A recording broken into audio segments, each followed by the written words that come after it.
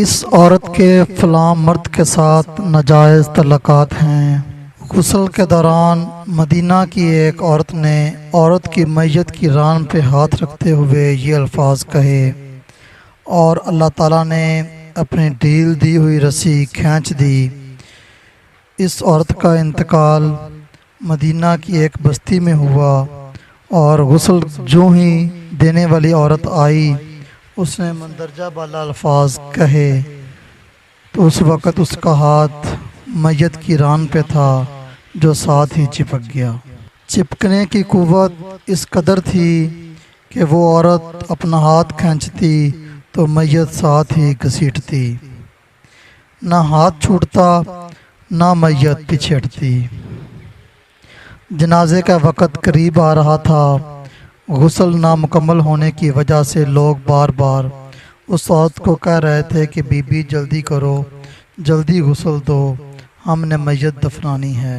وہ عورت مرتی کیا نہ کرتی، آخر اس نے بتا دیا کہ میت کے ساتھ میرا ہاتھ چپک چکا ہے اور بے حد کوششوں کے باوجود جدا نہیں ہو رہا۔ تمام عورتوں نے اس کے ہاتھ کو پکڑ کر کھینچا مروڑا لیکن بے سود۔ دن گزرا، رات گزری، دوسرا دن بھی گزرا، دوسری رات بھی گزر گئی، مگر کوئی فرق نہ پڑا، ویسے کا ویسا ہی تھا۔ میت بھی پڑی تھی، عورت کا ہاتھ بھی چپکا ہوا تھا۔ میت سے بدبو آنے لگی، پاس بیٹھنا تو دور کی بات، وہاں پر ٹھہرنا بھی مشکل ہو گیا۔ مولوی صاحبان، قاری صاحبان اور تمام اسلامی طبقے سے مشاورت کرنے کے بعد طے ہوا کہ عورت کا ہاتھ کاٹ دیا جائے اور اس کو الگ کر دیا جائے تاکہ میت کو دفنایا جا سکے، مگر اس فیصلے کو عورت اور اس کے خاندان نے یہ کہہ کر رد کر دیا کہ ہم اپنے خاندان کی عورت کو معذور نہیں کر سکتے، لہذا ہمیں یہ فیصلہ قبول نہیں ہے۔ دوسری صورت یہ بتائی گئی کہ میت کے جسم کا وہ حصہ کاٹ دیا جائے اور ہاتھ کو آزاد کر کے میت دفنا دی جائے، مگر یہ بھی بے سود رہا کیونکہ اس بار میت کے خاندان والوں نے یہ اعتراض اٹھایا کہ ہم میت کی توہین ہرگز بھی قبول نہیں کریں گے۔ اس دور میں امام مالک رحمۃ اللہ علیہ قاضی تھے۔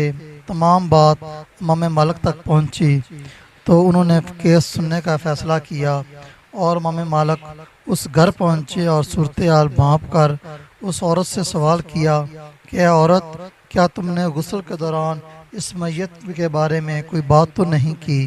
عورت نے سارا واقعہ امام مالک کو سنا دیا اور بتایا کہ اس نے غسل کے دوران باقی عورتوں کو یہ بات کہی کہ اس عورت کے فلاں مرد کے ساتھ ناجائز تعلقات ہیں۔ امام مالک نے سوال کیا کہ کیا تمہارے پاس اس الزام کو ثابت کرنے کے لیے کوئی گواہ موجود ہے؟ عورت نے جواب دیا اس کے پاس گواہ موجود نہیں۔ امام مالک نے پوچھا کیا اس عورت نے اپنی زندگی میں تم سے اس بات کا تذکرہ کیا؟ جواب آیا نہیں۔ تو امام مالک نے فوری حکم صدر کیا کہ اس عورت نے چونکہ میت پہ تہمت لگائی ہے لہذا اس کی حد مقرر کے مطابق 80 کوڑے لگائے جائیں گے۔ حکم کی تعمیل کی گئی اور 70 بھی نہیں، 75 بھی نہیں، بلکہ 79 بھی نہیں۔ جب پورے 80 کوڑے مارے گئے تو اس عورت کا ہاتھ میت سے الگ ہو گیا۔ اس واقعے کو جو میں نے بیان کیا ہے یہ بکھرے موتی کتاب کا نام ہے، جلد اول ہے، مولانا محمد یوسف پالن پوری نے اس کو بیان کیا ہے۔ میں نے یہ واقعہ ماشاءاللہ پیج فیس بک سے ریڈ کیا ہے۔ دوستو، انسان کو چاہیے کہ کسی پر بھی تہمت نہ لگائیں، نہ ہی جیتے جاگتے اور نہ ہی مرنے کے بعد۔